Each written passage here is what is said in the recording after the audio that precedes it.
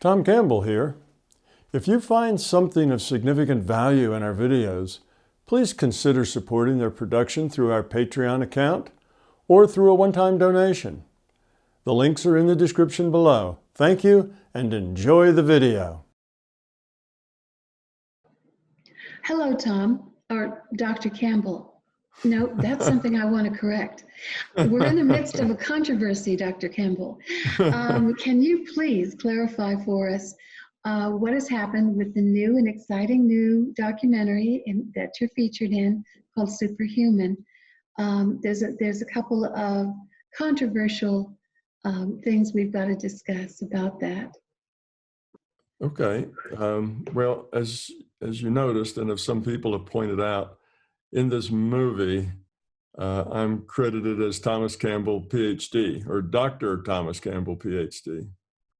And when I saw this movie, I got a preview of it, but it was just before they put it out, just before it was released, days before it was released. And I told them, hey, that's not right. Remember, I told you about that. I have the education of a PhD physicist, but I don't have the PhD. So the PhD and the doctor are not correct. Anyway, I wrote them again and said, hey, you made that mistake. And they said, too late now. It's already been released. And, once the horses are out of the barn, you can't just get them back. It's out there. So anyway, that happens a lot. I get the Dr. Campbell often. Usually, when I hear that, I'll interrupt and say, well, no, that's not quite right. Sometimes I don't, because it really doesn't matter. From my viewpoint, it's, I don't see the doctor as a status particularly. I guess others do, and I need to pay more attention to it because of the way others do. But personally, it's neither here nor there to me. So I try to correct it. To me, it's not a big deal, but yeah, I'll tell you what happened. Tell us about how you did all of your doctorate work and why you needed to move on before picking up that piece of paper.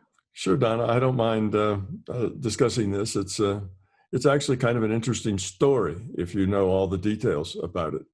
So I got out of undergraduate school, did very well there. I was a cum laude graduate and had really good grades, physics major and a math major, and decided I wanted to go on to graduate school.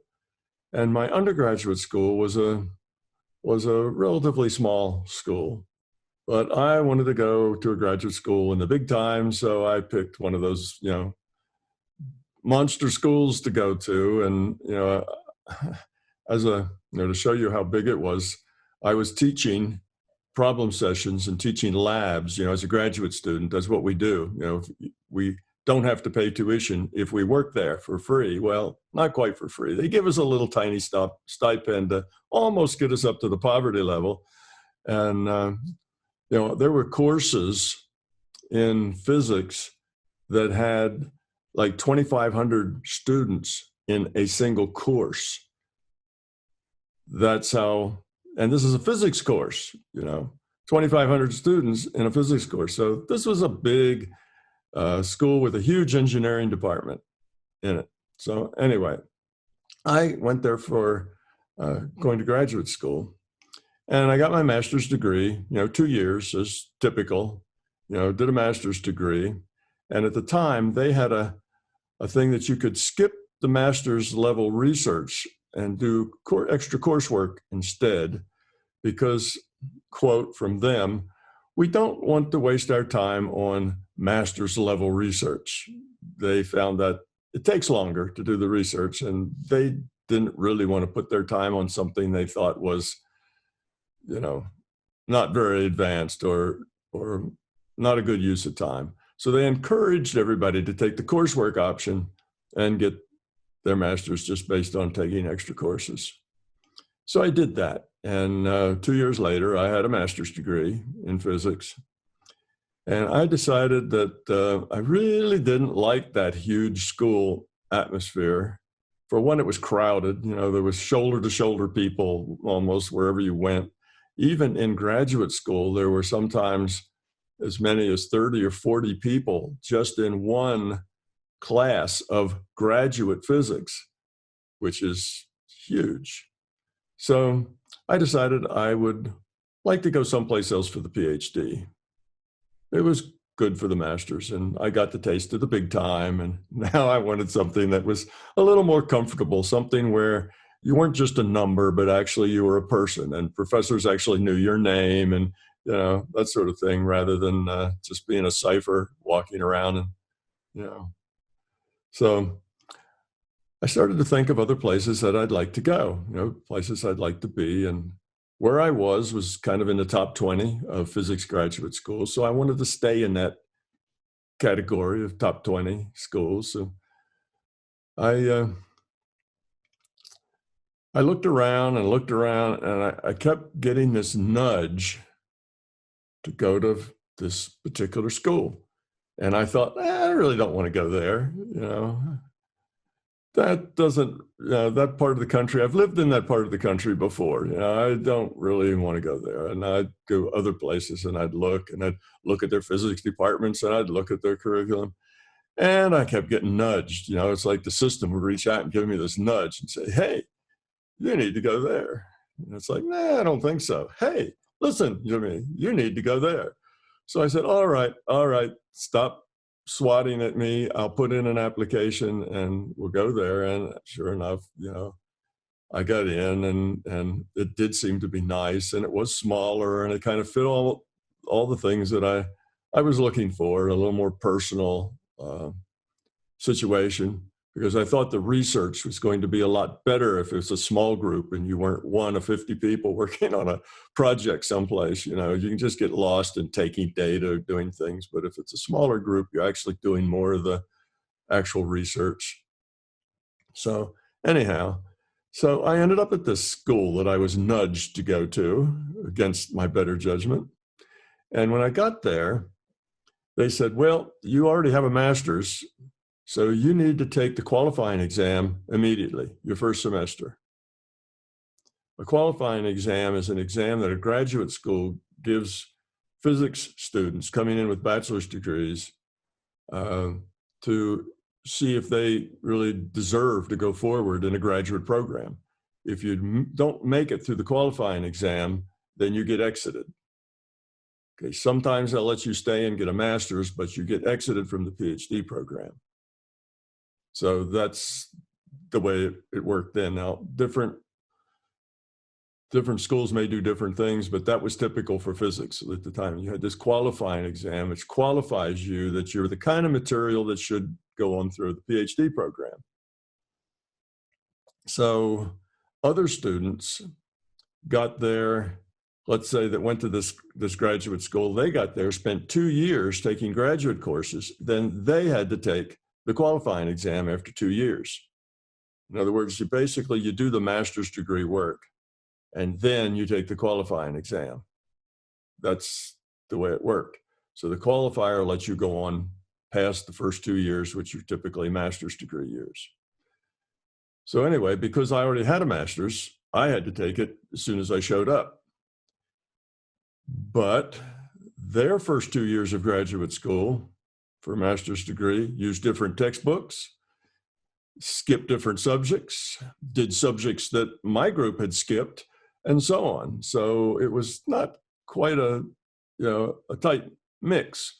There was lots of things that I had taken that they didn't, and things that they had taken that I didn't. So I just studied hard.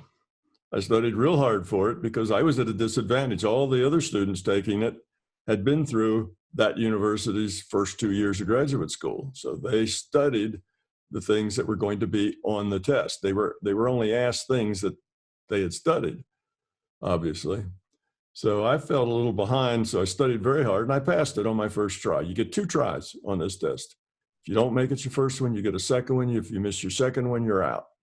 So I passed it on the first try. That was good news. All right, I was into the program, passed my qualifier exams, and now it's just a matter of picking a research. What did I want to do my research in? Well, I looked around, and I didn't really have a strong leaning to do anything in particular. It wasn't like I really was dying to do one thing or another. So instead of picking a research program, I picked major professor. Who did you want to work for? Who did you want your major professor to be?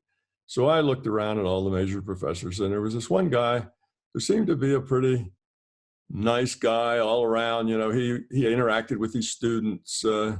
He was known to be a party guy. So he was, he had personality and wasn't just stiff or lost in his own head. So he seemed like a pretty good guy, that he would be a good choice. So that put me in experimental nuclear, because that's what this guy was in. So then I go do my experimental nuclear, and now I've already got a master's degree, so I've got 2 years in, and I spend another 4 years, 5 years. Typical for graduate students in physics is between 6 and 7 years of graduate school. It's not easy like, most other graduate schools, which are 4 years. I should have just 2 more years and got it, but they don't let you do that mostly in physics, because physics experiments are hard and they take a lot of equipment, and it's a lot of time getting things set up, and you have to share equipment. In this case, we had a like 5.5 MeV Van de Graaff generator for low energy nuclear physics. And there were maybe 15 students all using that same thing. So it's not like you had your own piece of equipment. You could use it whenever you wanted. You had to schedule for it and so on. So it took a little extra time in a science, particularly in physics, to get through. So I put in all that time, and I finally got a nucleus I was studying, and I got results, and it was one of some interest. Some other papers had gotten results that were differing, and the question was, well, which one was right and which one was wrong, and that sort of thing. So my major professor, he said, well, this would be a good thing, try to get some more data on this problem that is now kind of unknown. So I did, and I got some definite data that was perfectly clear, and I wrote it up. And now I've been in graduate school. Well, I've been in school since I was 5 years old. I started school early. I started college when I was 17. I've been in graduate school now for 6.5 years. After 4 years, so 10 years out of high school, in college. So I was really ready to get out. But what was interesting was I was getting these nudges. I was getting more of these pushes that were telling me, you need to wind this thing up. You need to wind this thing up and go. Finish it up and get your degree and let's get out of here. And I didn't know what that was all about, but I was just being pushed. And partly at the same time, I was kind of burnt out as well, because graduate school's hard. You work really hard. It's not a lazy way. Well, at least not in physics, not in experimental physics. It's a really tough job. You put in a lot of hours, and mostly it's writing programs and getting those programs to run, and then getting the big machine and getting the machine to run, and taking data, and then taking data to confirm that it's the same as the last data you took. And so it's quite a turning the crank for a pretty long time. So I got it all written up and went down to see my major professor and said, okay, I'm done. I got it, I finished it, and it came out really good. Here's the result. So he read the paper. I wrote the paper to send off to the publication, and he looked at it. He thought it was pretty good work. Now let's, what are you going to do for your second one, for your next one? And I'm thinking, next one? What next one? And he says, well, yeah, everybody does 2 papers before they graduate, with their PhD, at least 2. Some of them do 3, but most of my guys do at least 2. So I went back and asked some of the other graduate students, I said, you guys working on your second paper? And most of them said, yeah, they didn't like it either, but they said, yeah, that's the way it is, So that was, I think, typical in graduate schools at the time. And I think it was because all of us were on, scholarships of some sort. I was on a teaching, assistantship thing. So I was teaching classes all the way while I was doing my graduate work, and I'd teach labs. Sometimes I'd even teach summer courses, the whole course. By then I was a senior graduate student, I guess. Had been there a long time. So I actually taught whole courses, not just problem sets and labs. But so I got used, cheap labor, basically. You're getting somebody with, close to a PhD education, and you're paying them, I think I made like $3,000 a year or $3,500 a year. Well, that was a long time ago. That was back in, late 60s, early 70s, but it was poverty wages. So they got some pretty good talent for some pretty cheap costs, and they wanted to keep us there working. I mean, if you got somebody working at poverty wages that's got, that much education, well, you don't want them to walk out. So it was just the way it was done. Once you got your first research paper done, then you do another one. But the idea was you do one that was associated with it, similar to it. So it's not like you'd have a big learning curve and have to write all new software or something. For me, I was doing experimental nuclear. It just wanted to change the target. What was the atom under investigation? And what you do is you have a target atom, and then you throw other particles at it. This is atom smashing. It's just low energy atom smashing. So it's not that you blast it apart so much as this particle gets absorbed, and then it gets unstable, and poof, it throws out stuff. And you measure what comes in and what goes out, and so on. So it's like, I already knew how to use the machinery, the Van de Graaff generator, and I know I had the software to do similar problems, so I could just make little adjustments. And the idea was, okay, the first one took you like 3.5, 4 years to get it all together and write everything from scratch. But now, just a year, just another year, turn the crank on what you've already done, put out another paper, and then we'll graduate you. Well, I thought about it. Didn't take me very long, but I had this real strong push to be done. And in my head, I kept getting this message: you're done. You need to leave. You need to go do something else. You're done here. Time's over. Time's run out.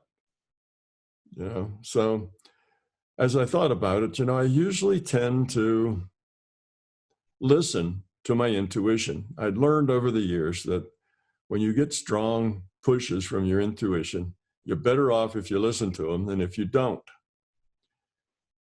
Just another year and I'd end up with a PhD degree. Otherwise, I don't have it, but I really need to go do something else. So between that and kind of the burnout of working so hard for so many years, I told him, no thanks. Not interested in not spending another year, not even for, to pick up a PhD. I'm out of here. I'm gone. So I did. I walked out of the university at that time. Now, I had met all the other requirements. I'd passed all the tests, met all the requirements, ready to graduate with a PhD, but I needed to do one more thesis, one more research topic. So then that's when I left. So that's why I say that I have the education of a PhD physicist, but I don't have the degree. No, the little bit of learning I would have done cranking out another thing that was very similar to the first one was, minuscule. I wasn't going to learn that much from doing it again with a different target. So I was done. My learning was done, and I left. And that was a time when the economy was at a low point. Most all industries and businesses were laying off people. Unemployment was high, and it was really a bad time to come out into the job market. So I send off 50 resumes to all various people that might hire physicists like me. And I don't hear a word back from any of them except one. And one of them says, we've got a job for you. We'd like you to come down and interview. It was at the nuclear shipyard in Pascagoula, Mississippi. And that's where they build nuclear ships. I had an experimental nuclear background, so that made a match. I could be doing something with their nuclear team, making the power supply for the submarine. Who knows exactly what they wanted me to go, but I thought about it, and my intuition said, that's not right. You're not going to go to Pascagoula, Mississippi. It's just no, no, no. So I didn't. I turned them down. I said, no, sorry, not interested. So that was the only one I got. So now what am I going to do? Well, I had a person that I knew who worked at the local employment agency, who knew somebody who knew somebody. It was one of these things, like it went through 2 or 3 somebodies that knew somebody, and they thought that there would be a job available for a physicist at this place called the Foreign Science Technology Center. It was technical intelligence. They wanted a physicist. So the announcement had never come out yet. I mean, the announcement that there is a job offer, and this was with the government. So with the government, they make announcements, and then you compete, you do all this kind of stuff. So I heard about it before it even got announced. So I told somebody to tell the somebody who told the other somebody to tell the guy who wanted the physicist that, here's my resume, and I'd be glad to talk to him anytime. So I get a call in about 2 or 3 days. I go in and talk to the guy, and I'm exactly the guy he wanted. Just exactly the guy he wanted. And PhD or no PhD, he couldn't care less. That wasn't the point. He wanted somebody who could do the work. And I had all the right credentials for doing the work. So in any case, I signed on there, but there was a hook. If I signed on there, the only way he could bring me on was as a GS5. Now, a GS5 was kind of a mid-level to senior level secretary. It wasn't in the professional status at all, but that's the only way that he could bring me on, because he had constraints with slots and funding and other sorts of things. So he says, well, if you come on as a GS5, says I can get you into a special kind of trainee program. And if I do that, I can work a slot open there, and we can do this thing. So I said, sure, I'll work as a GS5. And though if I had just been hired as a physicist there, I would have gone in as a GS 7 or 9. So the 5 was a couple of steps below really what my grade would have earned. But I took it because it's a job. So I worked there, and actually I worked there for 10 years. But the interesting thing in the story is that I'd worked there only a few months when my boss threw Bob Monroe's book at me. And 2 or 3 months later, I'm in a car going out to Bob Monroe's house to meet Bob Monroe. Bingo. You see, that's what all the nudging was about. This meeting with Bob Monroe and beginning to study consciousness was on my path. It already was part of where I was supposed to be, and I was being nudged to be in place.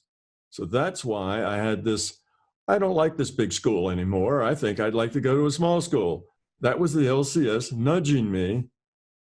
I was doing all right in a big school. I got my master's just fine. I had a good GPA, but I got this, I'd rather go to a little school thing. And that was the system nudging me. Then they nudged me to go to the other graduate school. That graduate school dropped me out in a place where there just happened to be this job that wasn't a job yet, but could be wangled for me if I went to work as a secretary. Well, not really, but at a secretary's pay. And sure enough, in a couple of months later, I'm out talking to Bob Monroe. Connection made. No coincidence there. That was, it was in hindsight, the nudging was just obvious as could be.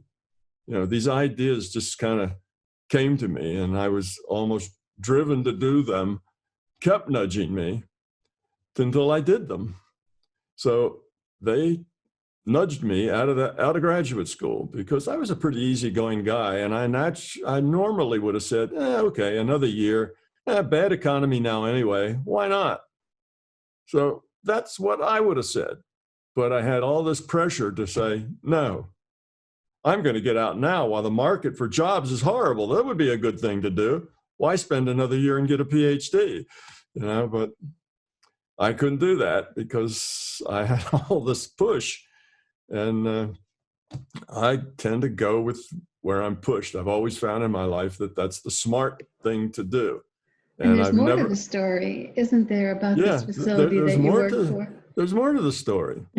So, as I wrote in my book, when I was 14 years old, I was told about the one who was going to be the one for me. And I was going to meet her when I was 35. Well, by the time I'd worked there at FSTC for 3 or 4 years, had been going out to Bob's, was kind of working on understanding that, learned how to go out of body. So all that stuff had been developing. I worked for them actually for about a decade. It was, I think, 11 years. It was a little over a decade that I worked for them, for that particular company. And about 5 years, about halfway through that decade, my boss hired this young girl. I was getting close to 35. This young girl was just almost 20, but still 19 years old, a teenager, and I'm like 34, some kind of thing like that. So anyway, I met her, and immediately there was a connection. Me to her, her to me, immediately. There was just this connection. But the connection wasn't primarily romantic. It was just friends. She really enjoyed talking about big picture things and possibilities and that sort of thing. And where everybody else found my talk about, the nature of reality and the rest of it, they thought boring, but this girl didn't. She was intrigued by all those kinds of big picture thoughts. So we just hit it off and we're good friends. And of course, as it turned out, she was the one. She's now been my wife for, 40 years. And that's where I met her, that same place that was a job that hadn't been announced yet as I got out of graduate school. And other professors came around and said, you quit? You just quit? A year before you quit? I don't believe it. Why? And I really didn't know what to tell them other than what I had to. I just had to do it because, if now they were hiring physicists and I could have gotten a great job, that would have been another story, but it wasn't a good time to quit. So all sorts of people came up and said, what are you doing? Are you insane? But I had knowledge that this is what I needed to do. This is such a great commentary on consciousness. My dreams, I was getting these dreams that said, you've got to leave, you've got to go. Your life is taking another turn. You're starting a whole new path now, and now's the time for the connection. So I said, okay. Only got one return on on all my letters, looking for jobs, and that one I was told, forget it. You're not doing that. So it all just turned out, it worked out. And I ended up meeting Bob Monroe, being part of his team, Dennis and that's where I met Dennis. Dennis Mettering, my pal out at Monroe Laboratories. I met him. He worked the same place I worked, not in the same group, but he worked at the same place. So meeting Dennis, finding the one that I would spend the rest of my life with, and being connected with Bob Monroe so I could start my study of consciousness, all came together and was part of a plan that had probably been planned long before I ever cried my first cry here in this reality game. When I talk sometimes about how these things that seem to be foretold way out in the future, how they work, and I tell people, I think that's just nudging. Well, I say that from personal experience with it. I was just nudged, and the nudging wasn't even subtle. It was it was pretty demanding nudging. So I followed these nudges, and I ended up where I was supposed to be, connected with Bob, connected with Pamela, connected with Dennis, and the rest is history. I've been studying consciousness ever since. I ended up writing the books, coming up with the experiments, and hopefully changing the world in a sense that this idea that love is the answer, and that the paranormal is normal, and that this is a theory that explains everything, derives quantum physics, derives relativity. You know, it does all those things. Plus it explains theology, it explains most of, all of the things that fall under metaphysics, you know, which is ontology, which is being, epistemology, which is about truth and knowledge and understanding, cosmology, where did it all come from? You know, where did we start? All of those things are basically metaphysics, and it answers those questions, and it just keeps on answering questions. So that's why I have a education of a PhD, but I don't, and I passed all the courses and did all the coursework, and, you know, all that was fine. You know, I didn't get thrown out of the university because I was a bad boy or anything like that, you know. I just left because I had to, and I knew it was time I had to leave. It was out of character for me, being a laid-back kind of guy. One more year, bad job market, sure, I'll stay. That would have been me, but I couldn't do that.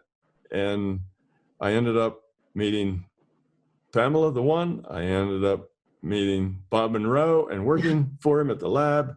And I ended up meeting Dennis, who would be my companion and helper, you know, and whatever, friend, as we worked in that lab together. And it's a fascinating help story. each other grow. So that's kind of the whole story around that particular subject. Well, and this is how nudging. It is. You've made a wonderful case for intuition versus intellect. And of course, your books, My Big Toe, started with the concept of consciousness, because your experience as a physicist and your adeptness at exploring the larger reality, exploring consciousness, went hand in hand over 50 years.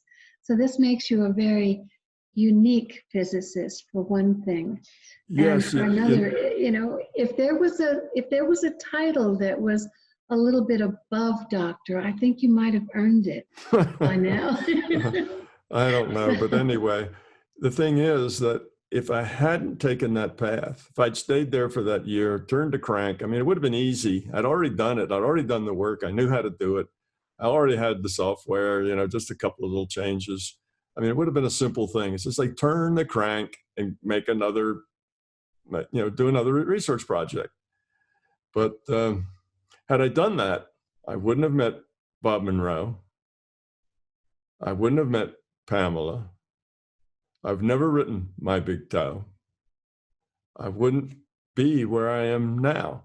I wouldn't have grown up the way I've grown up. I wouldn't be the person that I am now. I would not have evolved the same way I did. So everything changed. And as far as I'm concerned, it changed for the better. Because, you know, the difference between, well, I should say it this way, the thing that makes me unique and the reason that I was able to come to these conclusions is not that I'm so brilliant or I'm so smart. It's because I happened to be the right person, at the right place, at the right time.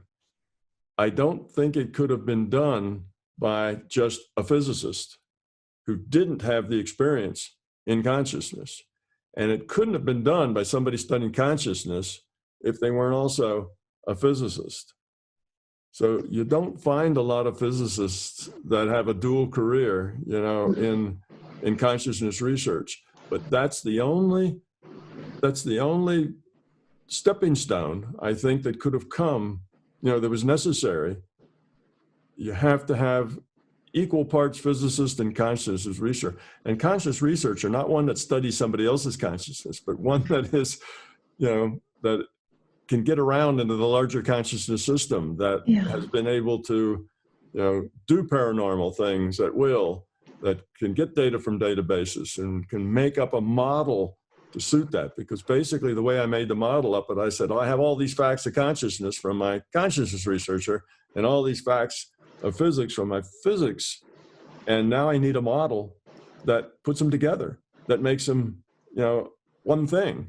And that's what took me 35 years to, to write down into the My Big Toe books and to figure out. I'm still, putting pieces of it together. You're still researching. Well, you made a very good point in that you are uniquely qualified. You've taken it further than any other physicist, but there are people who are physicists and engineers and doctors and lawyers and truck drivers who understand your work very well because they have had their own experiences.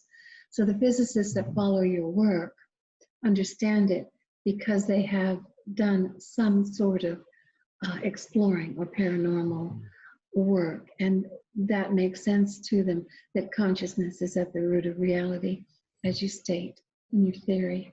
Well, one other thing, as long as we're kind of telling stories here about how things happen, and that is, I have gone back and looked at the last couple of my past lives, and I've found the last two before this one were basically, from at least the hindsight now that I look back at them, were in preparation for this one. So I was working around the edges of, making connections to all the various things I would need to understand to do what I've done in this incarnation. So as I look back at it, and I wouldn't have seen it otherwise, but by looking back, I could see, it looks like this is part of a plan, and the plan's been going on for some time. It didn't just start, in this lifetime. This plan's been going on for several lifetimes, and that's why when I'm getting these nudges, the nudges are strong. It's not just to meet up with an old friend like we planned to do. It was something that had been planned for multiple lifetimes to get to this point in our history, to get here where we are now in 2020, to get here with all the information that I had collected and understanding I had collected from a couple of lifetimes, added together to what I did this time, and it all kind of gels and went together. And that is accumulation of more than just this lifetime's worth of work and nudging and other things. So it's not just that I happened to become a scientist and a researcher. That was set up. I was set up to become a conscious researcher and a physicist from the very beginning. I just had to be nudged into it. I had to be at the right places at the right time to do it. And I was easy to nudge all the way through graduate school. But then when it came time to get out and make that connection with Bob, well, I think that the conscious system underestimated the fact that they would say, oh, okay, do another one. Just one more thesis would be handy. And I think the conscious system was going, really? We didn't plan for that.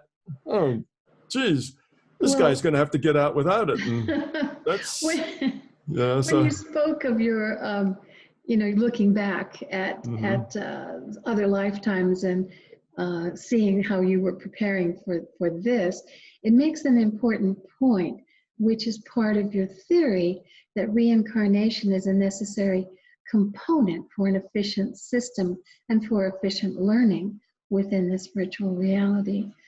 And that you have highlighted with your concept of virtual reality, that definition of it, would you say?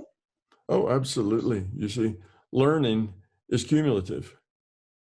You have to learn serially. You can't learn everything at once. You learn one thing, which allows you then to learn the next thing, which allows you to learn the next thing. So it takes time. Learning is not quick. And what we're here to learn is to grow up, to become love, to get rid of fear and get rid of our ego and get rid of our beliefs. And all of that isn't done quickly. It's done painfully, over many, many lifetimes. If you had to do that all in a lifetime, everybody would fail. You know, it's not something that you're going to do quickly. Change yourself, who you are, become a different person. You know, grow up, evolve. All of that is a slow process. Evolution is a slow process. So it has to take place over many lifetimes. The evolution of consciousness taking place, you know, over, you know, 80 years is ridiculous. You know, it's impossible. That doesn't work that way. Changing yourself is a hard thing. It has to have a longer education time. You know, it's hundreds, thousands, maybe 10,000s of lifetimes before people grow up and become, you know, high quality consciousness. It's not a quick thing. So if we only got one shot at it, everybody would fail pretty much. Nobody would grow up much. You know, it's like, okay, everybody, you know, we want you to go all the way through school, high school, and then go on and get advanced degrees, but you're going to have to do it in a week. You know, that wouldn't work. You can't do that in a week. It's just impossible. You know, you fit that into 20 years or something, not a week. So it just doesn't make any sense otherwise. So this idea of reincarnation, I didn't come up with that because it sounded cool and I read it in a book someplace. I came up with that because it was absolutely logically necessary for the theory to be consistent and logical. So it does make good logical sense. And thank you so much for this clearing up the controversy with Superhuman, which you're going to be doing a live broadcast soon, and that'll be up on YouTube later. Yeah. But we've cleared up that, and in a most charming way, in a most informative way. Well, I wish they hadn't made the mistake. I would have felt better if it just said, Tom Campbell, physicist. I'm good with that. Matter of fact, consciousness explorer. Yeah, consciousness explorer, consciousness researcher, whatever. I'm good with that. You know, I found out actually, and this is another hindsight thing where you find things out only afterwards, that not having the PhD was an advantage. You know, you think, oh, you could have spent a year and had a PhD and then had all those advantages. Not having the PhD was actually a big advantage. And the way it was a big advantage is that scientists with PhDs are often plucked out of the interesting work where all the fun is, and they're put up front as a can we say it, image builder. Okay, you're made the head of something, you're made whatever because it sounds good to have PhD, you know, at the top. But mostly all those guys did was shuffle paper. They worked very hard, but they never did anything any fun. All they did was, you know, go to meetings, smile, shake hands, you know. So, you know, one of the metaphors I use to explain it is that, you know, the PhDs, and it's not always, you know, if you go to a place that hires 500 PhDs, and that's not necessarily the case, but most places, like I worked in an engineering company, and in an engineering company, you have to have one physicist for like every 7 or 8, 10 engineers, just because it works better that way. If you have somebody that understands the physics of it when you're building things. So you don't need a whole lot of them, but you need them here to there. But they play well in image. So, you know, I called those guys show dogs. You know, I was just one of the dogs in the dog pack. I got to do all the fun work, the stuff that was interesting, the stuff that you'd learn and grow from. And they got to go up and act nice, smile, shake hands, sound impressive, but never actually do any science, never actually do anything interesting. So I found that as I went through my career, I always worked in industry, and in industry, you get paid, eventually you get paid because of how much you bring in. You know, how valuable are you to the company's bottom line? And if there's customers out there that are clamoring for you to do their work, then your status goes up in the company. So if you do really good work, then you end up getting really good pay. And you don't have to be a show dog. You can actually do it and have fun and do interesting projects and be creative, whatever. So in a for-profit company, the pay you get is directly related to how much you contribute to the company's bottom line. And I always found that not a problem. Contributing to the company's bottom line was always easy to do.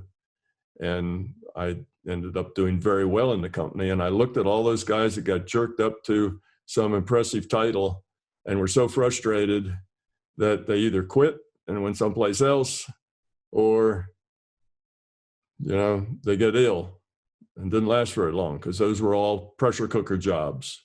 Bring in the money. They were kind of half marketing and half science. So that's a surprise to me. It's just another fact of not getting that PhD, was that I didn't get booted upstairs to look good. I was able to stay down with the people who did the work and do the work in such a way that made myself very valuable. I'd much rather have done that. As looking back on it, I thought, oh, I'm glad I didn't get that PhD. Thank you, LCS. You really, It does know what it's doing. It does know what it's doing. You got to do all the fun stuff, right? Yeah. Well, you got to do risk analysis for NASA. Yeah. Oh, I got to do all sorts of things, all sorts of interesting jobs, different places. So anyway. There are a lot of people who are very happy with what you did choose and are very grateful for your book and your big picture view. Yeah. So I just mentioned that to say it all works out. If you just do what you're supposed to do and you follow your intuition, even the stuff that seems bad at the time turns out to be terrific. You wouldn't have it any other way. So I never found any negative from not having the PhD my whole life. So I wish that the Superhuman had not made the error. I'd feel better if it just said Tom Campbell, physicist and consciousness researcher. I like that so much better, but it is what it is. And it's, in the bigger picture, it's just not a big deal. So well, that's okay. You've heard it here, folks. Thank you so much, not Dr. Campbell, for giving us this fantastic insight into your entire life path. It's been wonderful. Thank you, Thank you. Tom Campbell here. INMBT Events. Hope you liked this video. We now have well over 1,000 hours of free video on this user-friendly, ad-free YouTube channel. Though these videos are free to our viewers, they represent many thousands of hours in production and editing, and many thousands of dollars invested in video and audio equipment, along with the required computers and software to store and process the raw video into finished products. So far, all of this content has been funded directly out of our own pockets. Be assured, we will always continue to do what we can. It's our life, our purpose, a labor of love that we will continue to pursue as best we can. However, those pockets are not as deep as they used to be. Thus, we are now seeking to augment our resources with support from our viewers. If you find something of significant value in our videos, please consider supporting their production through our Patreon account or through a one-time donation. The links are in the description below. Thank you.